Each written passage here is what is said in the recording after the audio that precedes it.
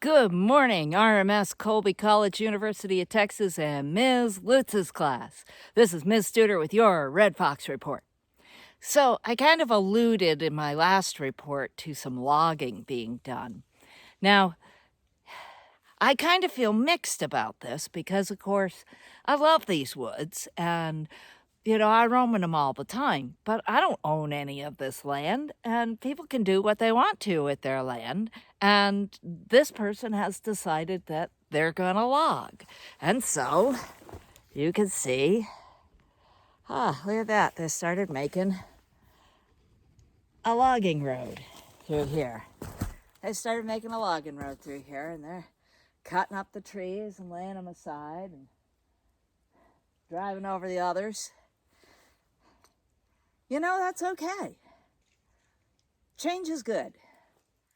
So I figure if this gets logged, that means it probably won't be disturbed again in my lifetime. So that's a positive. Somebody's making money off of these logs, and considering how our economy is right now, I think that's a positive too. It's kind of unfortunate for me because, I noticed the other day that there were no bobcat prints coming down off this ridge. And then I heard the logging. And today I came up and I am standing basically right where I always find bobcat prints, and nothing. This is really loud. I can hear this all the way up my house like it's happening in my front yard. So I bet that bobcat's relocated until this is done. It'll be back. I want to show you this awesome ridge I'm next to.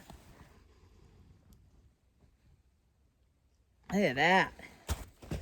See how high that goes up? Can you see it? Oh, yeah, you can see it really well. So, this ridge, I call this ridge Porcupine Ridge, because up here are more porcupine trails than anywhere else I've ever seen. And I know that these loggers aren't going to go up there and try and take those trees, because those trees are a mess. They're all gnarled and they're not nice straight trees. I'm sure there's a bunch down here that they're like, because they can't take them because the porcupines have really had their way with them. But there's still a lot of good wood out here. And that bobcat will be back, because this is going to produce a ton of saplings. And saplings are what snowshoe hare eat. Snowshoe hare, they don't really eat the sapling.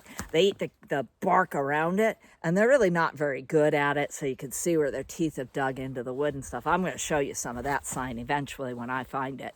But snowshoe hare are the most important part of a bobcat's diet. So I had actually noticed that there was less and less snowshoe hare here, and that the bobcat wasn't really hunting in here anymore. It was traveling through. And this is a big male bobcat. I don't know if it's the same one, but every year a big male bobcat comes down here, and there's a female one that lives over on the other side of the other ridge. And then the areas cross over in the spring, obviously. So, this is on the one hand, on the other.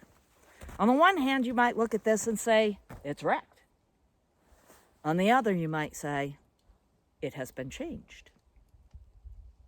And soon, within 2 years, it will be transformed.